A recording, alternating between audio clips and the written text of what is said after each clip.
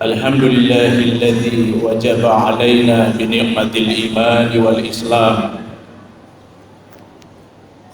شهادة تنجينا من يومنا هذا. أشهد أن لا إله إلا الله وحده لا شريك له، وأشهد أن محمدا عبده ورسوله. اللهم صل وسلم وبارك على سيدنا محمد وعلى آل Free version for محمد. non-commercial use. أما بعد فيا عباد الله اتقوا الله حق تقاته ولا تموتن إلا وأنتم مسلمون. Ikhwanul kiram, sidang jamaah Jumat hamba-hamba Allah, mudah-mudahan Allah Subhanahu wa ta'ala merahmati kita semuanya. Amin ya rabbal alamin. Bersyukur kita kepada Allah dengan mengucapkan alhamdulillahi rabbil alamin, dan bersalawat kita kepada Rasulullah sallallahu alaihi wasallam dengan mengucapkan Allahumma salli wa sallim wa barik ala sayyidina Muhammad wa ala ali Muhammad. Tema khutbah pendek kita pada siang hari ini sesuai Created with free version for dengan non-commercial amanah use. dari pengurus DKM adalah sombong dan dampak negatifnya. Dari tema ini kemudian saya sedikit jabarkan atau artikulasikan menjadi sebuah payung tema takabur dan kesombongan dan dampaknya dalam kehidupan umat manusia. Karena kalau kita berbicara tentang sombong atau kesombongan yang merupakan salah satu dari akhlak buruk, itu ada 3 level, ya: sombong, ujub, dan takabur. Takabur adalah level yang paling tinggi, dan kalau kita berbicara tentang takabur, di dalamnya ada kesombongan dan ujub. Kaum Created with muslimin, free version for hamba-hamba non-commercial Allah, use.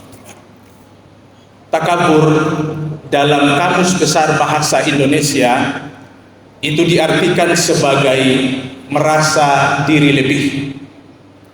lebih mulia, lebih hebat, lebih pintar, lebih cerdas, dan lebih berkuasa. Sedangkan dalam bahasa Arab, kata takabur itu kalau kita tarik, maka dia sesungguhnya rumpun dari kata kabir yang artinya besar atau kebesaran, lawan dari sagir yang artinya kecil atau kekecilan. Sebagian jumhur ulama menyebutkan bahwa penambahan kata ta dalam penggalan kata takabur itu punya makna dibuat-buat. Artinya apa para Created jamaah with free version sekalian? for non-commercial use. Sesungguhnya orang yang memiliki perilaku angkuh, sombong, dan takabur itu sesungguhnya sejatinya dia tidak memiliki apa-apa, tapi dia sengaja membuat-buatnya, dia sengaja mencitrakannya sehingga seolah-olah dia memiliki kebesaran. Karena itu ada pepatah Melayu menyebutkan bahwa tong kosong bunyinya nyaring.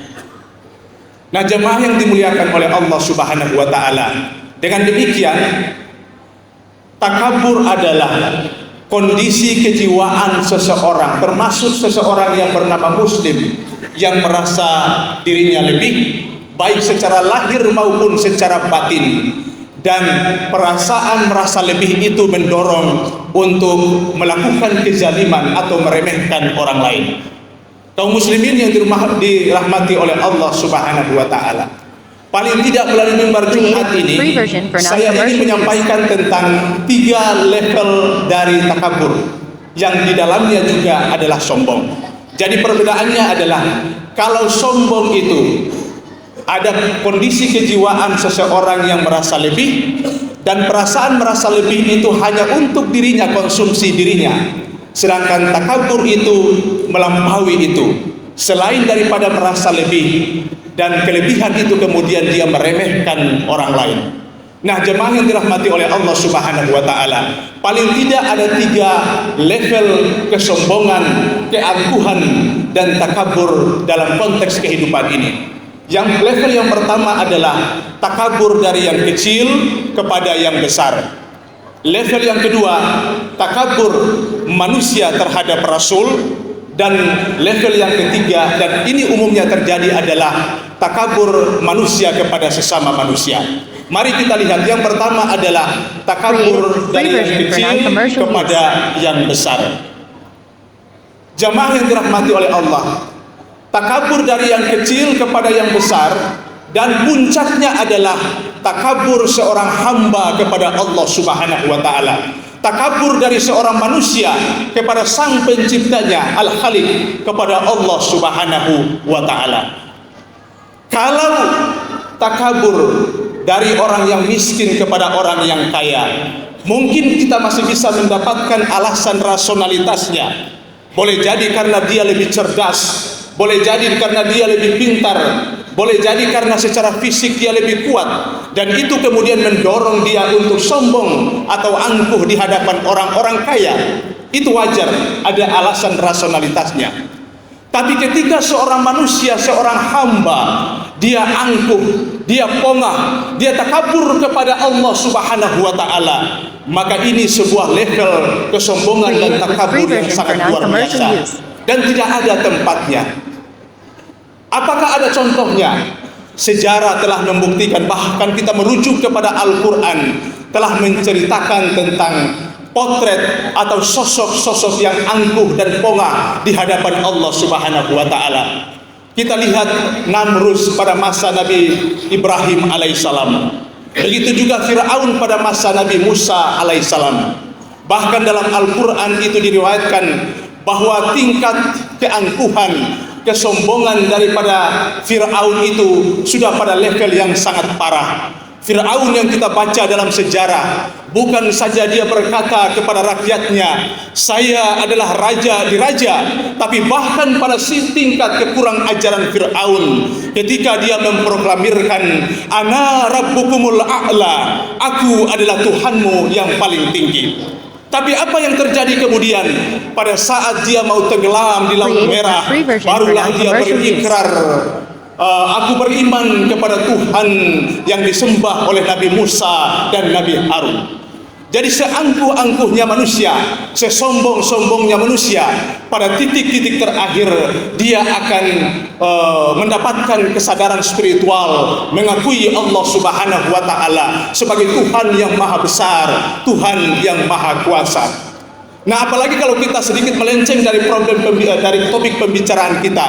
Bahkan kita melihat kalau ada fenomena di sekitar kita, ada orang yang masuk Islam, yang tadinya non-Islam, itulah orang yang hanya menemukan kembali fitrahnya yang hilang akibat dia menemukan kebesaran-kebesaran Tuhan. Inilah yang terjadi pada diri petinju legendaris yang bernama Cassius Clay, yang kemudian masuk Islam ganti namanya menjadi Muhammad Ali. Ini juga yang terjadi pada diri Leopold Weiss, yang setelah masuk Islam dia ganti namanya menjadi Muhammad As'ad. Ini juga yang terjadi pada diri Margaret Marcus, seorang penulis berdarah Yahudi, yang kemudian dia ganti namanya menjadi Maryam Jamila, yang kita baca referensi-referensi keislamannya yang sangat luar biasa. Jadi kita kembali kepada pokok pembicaraan, bahwa kesombongan yang levelnya paling tinggi adalah ketika seorang hamba itu menyombongkan diri di hadapan Allah Subhanahu wa taala.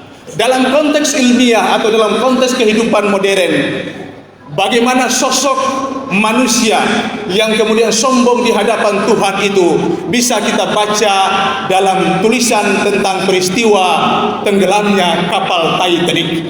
Kita ketahui bahwa pencipta atau pembuat kapal Titanic itu bernama Lord William Pier. Lord William Pier, setelah kapal Titanic ini selesai dibuat, ada semacam konferensi pers. Ada seorang wartawan bertanya kepadanya, wahai Tuan, seberapa kuat atau seberapa tahan Created with kapal free version Titanic for ini non-commercial bisa use. menghadapi goncangan gelombang dan cuaca yang buruk. Dengan setengah menyeleneh kepada Tuhan, dia pun menjawab, jangankan badai, jangankan angin, jangankan gelombang yang menggulung, bahkan Tuhan sendiri pun tidak mampu menenggelamkan kapal ini. Ingat, bahkan Tuhan sendiri pun tidak mampu menenggelamkan kapal ini. Karena itu dia memberikan label atau julukan kapal itu dengan unsinkable, artinya kapal yang anti atau mustahil tenggelam. Tapi apa yang terjadi kemudian para jemaah yang dirahmati oleh Allah Subhanahu wa taala?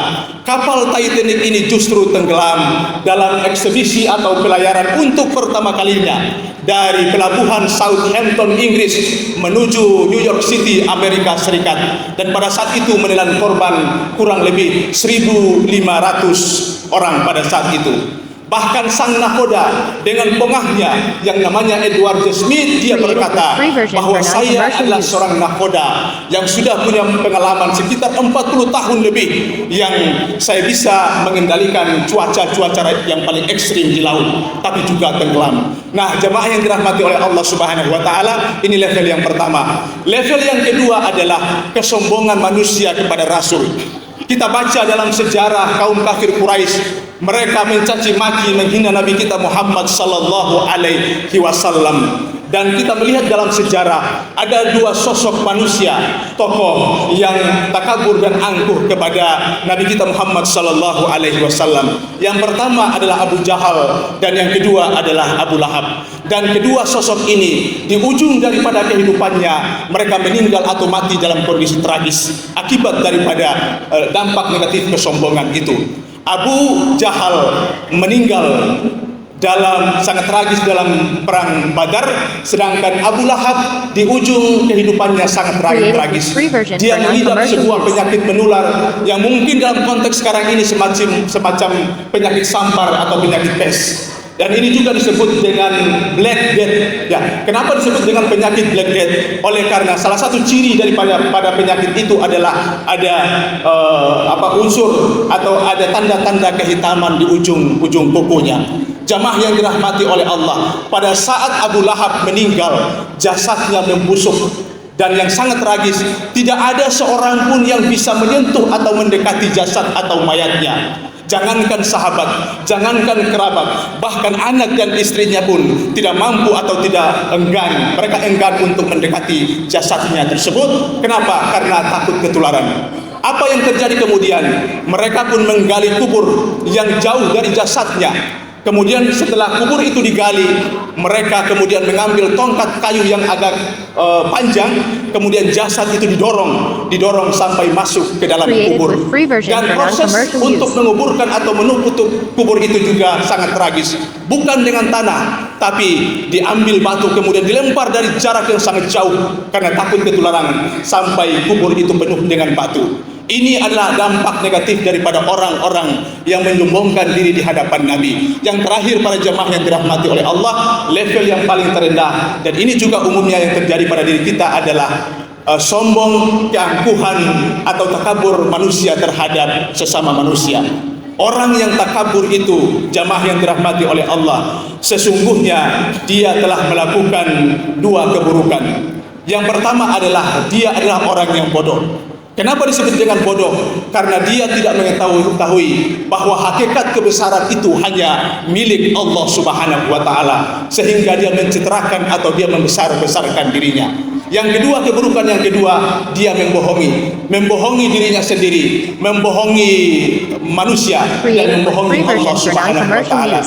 Bukankah definisi yang awal tadi, takabur atau kesombongan itu adalah dibuat-buat, ya, tidak ada sesuatu yang nyata dalam dirinya, tapi didesain, dibuat-buat sehingga kesannya, pencitraannya adalah baik. Jamaah yang dirahmati oleh Allah Subhanahu wa taala, sebagai penutup saya ingin sampaikan bahwa ada satu tempat yang diizinkan atau diperbolehkan untuk kita bersifat takabur, yakni takabur atau sombong di hadapan orang yang sombong. atau takabur di depan orang yang takabur. Suatu saat Nabi kita Muhammad sallallahu alaihi wasallam memberikan pedang kepada seorang sahabat yang bernama Abu Dujana. Abu Dujana setelah memegang pedang itu dengan membusungkan dada, dia kemudian berjalan dan dia berkata, innahal yabghatu bagtahallah illa fi ba'dil mautin. Bahwa ini adalah cara berjalan yang sangat dibenci oleh Allah Subhanahu wa taala, tapi diperbolehkan pada hari ini. Artinya apa? Takabur, kesombongan dan keangkuhan yang Abu Dujana perlihatkan bukan lahir dari dirinya, tapi terdorong dari sifat pelecehan-pelecehan musuhnya. Kemudian dia harus memperlihatkan itu. Bahkan para ulama pernah menyebutkan bahwa diperbolehkan sombong di depan orang yang sombong. At-takabbur alal mutakabbir sadaqah. Sombong di hadapan orang yang sombong itu adalah sedekah. Ini bukan hadis, tapi dari sisi konten itu bisa dibenarkan. Kenapa? Kalau kita sombong di hadapan orang sombong, pertama memberikan pelajaran kepada dia, yang kedua adalah menghentikan kesombongannya, dan yang ketiga adalah kita menghilangkan keburukan-keburukan dalam konteks kehidupan kita. Dengan demikian, orang yang sombong, angkuh dan ujub, pertama dia akan dijauhkan oleh Allah Subhanahu wa taala. Yang kedua, dia akan jauh dari Rasulullah sallallahu alaihi wasallam, dan yang ketiga, dia akan jauh dalam konteks kehidupan sosial manusia. Bayangkan dirinya sombong, ya, tapi dia tidak suka kepada orang yang sombong. Betapa bahayanya kesombongan dalam konteks kehidupan. Mudah-mudahan Allah Subhanahu wa taala memberikan kekuatan kepada kita untuk menghindarkan diri kita dari akhlak-akhlak yang buruk, sifat sombong, ujub dan takabur, dan menghiasi dengan akhlak-akhlak yang baik. Semoga Allah Subhanahu wa taala meridai kita semuanya. Barakallahu li wa lakum fil Qur'anil azim wa nafa'ani wa iyyakum bima fihi minal ayati wa zikril hakim wa taqabbal minni wa minkum tilawatahu innahu huwas samiul alim.